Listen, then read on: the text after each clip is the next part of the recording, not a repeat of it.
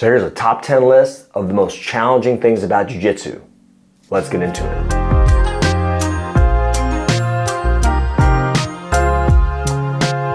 In this video, we're going to go through number 10 to number 6. I'm going to give you one idea or one challenging thing and then a couple ideas on how to work through those challenges in jiu-jitsu. The way I came up with this list, or the way this list was formulated, was I asked a question on Reddit BJJ. And the question I asked was, what is the most challenging thing about jiu-jitsu? I got some crazy responses, I got some great responses, I got some comments and banter back and forth. I took those responses, I categorized them and kind of clumped them together into similar ideas, and I made a top 10 list. So here is number 10 through number 6 in this video, and then in the next video we're going to have number 5 through number 1. So number 10 on the list is being an older grappler. Now that is very relative to the person and the sport, I guess.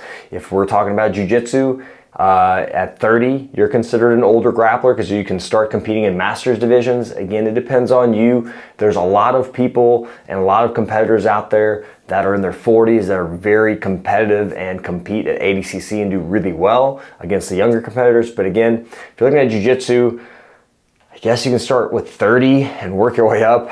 I'm 40. I feel like I'm definitely one of the older grapplers, but I still feel really good. My body feels good. So it just kind of depends on you and the mileage, I guess, that you put on your body. So here are a couple ideas for you if you're an older grappler.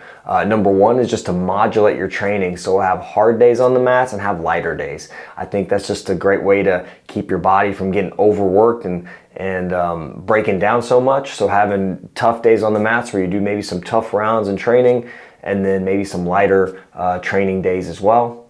The other thing would be to prioritize joint health and just overall health in general. So joint health would be mobility and making sure that all your joints are moving well and you have full range of motion and good strength. And then you look at the recovery piece, making sure you're getting enough sleep, things like that. If you're doing strength and conditioning, that's also important. But again, if you are an older grappler, you have to kind of do things outside of jiu-jitsu to maintain your body.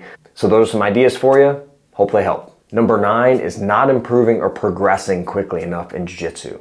Definitely possible to have some ebbs and flows in your training. Again, some days or weeks, you're gonna feel like you're really doing well. You're training at a high level and you're feeling good and your techniques are hitting, and sometimes you're feeling like you're just stuck in the mud, not getting anywhere. So one idea that I think would be helpful is just go on a technique diet. So choose one technique or a pass, a sweep, a submission, whatever you're trying to work on, one aspect of your game, and just focus on only that thing in training. So go down the rabbit hole on this technique, study, research. I like to write notes. I like to journal about it, visualize, study different instructionals, whatever you feel like you need to do.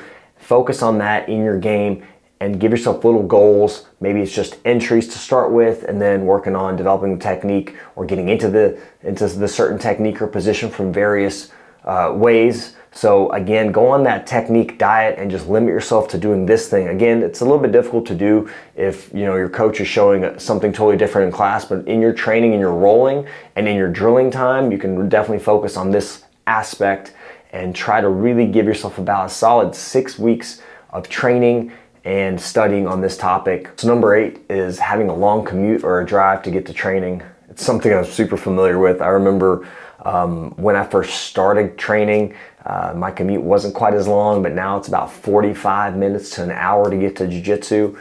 I try to use, my days are pretty busy, so I try to use that time to kind of mentally prepare for training, whether I'm trying to visualize or kind of game plan for what I want to accomplish in training. And also, sometimes I just needed to just mellow out and clear my head. So I use that time to relax before training, just as most of us have super crazy and busy days.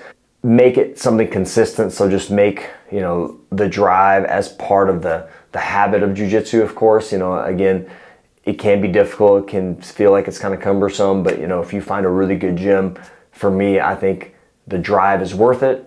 If you have gyms that are closer and may feel like it's more conducive to your training, then that's always a choice you can make. However, for me, I'm used to the drive, I've done it, and I use that time as a way to kind of relax, clear my head, and also sometimes the game plan for what I want to accomplish in training.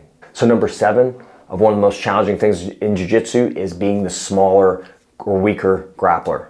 I've heard people mention, and somewhere in the comments there were some mentions of if you're the smaller, weaker grappler, you should focus on technique, double down on technique. I disagree with that. I think the stronger you are on the mats, the more beneficial it'll be for you. So of course you have to be technical, but being stronger as a smaller grappler is incredibly helpful. I mean, I think it can help you with, number one, techniques, being effective on the mats, but also helping with mitigate injuries. The other thing is cardio. If you're a smaller grappler, you got to work on your movement. Make sure you build up your cardio as well, just because if you're going at someone bigger, they may tire out more quickly. You probably have to move a little bit more. So again, working on your strength conditioning is huge. I think being a technician and being very technical is important, but again, being stronger and being better conditioned than your opponents is going to be really, really beneficial for multiple reasons like I just mentioned. So again, work on those things. I think it'll help you out. And number 6, this was a silly one, but it actually ranked pretty high, and this is laundry. So one of the most difficult things about jiu-jitsu is laundry.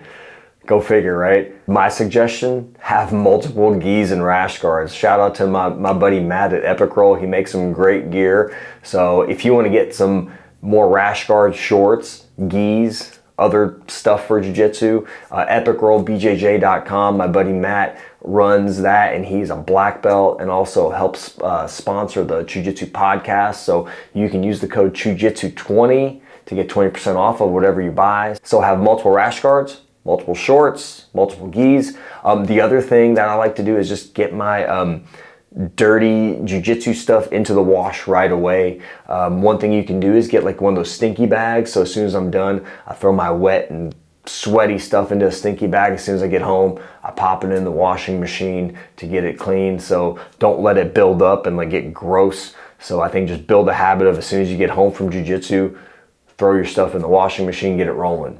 So guys, that's it for number 10 to number 6 of the most challenging or difficult things about jiu-jitsu. If you have some additional things that didn't make the list, send them down in the comments there. But watch out for the next video, which is going to be number 5 to number 1 of the most challenging and difficult things about jiu-jitsu. If you enjoyed the video, let me know, and comment or subscribe to the channel. I appreciate that as well. And then watch out for the next video, and I'll talk to you guys next time.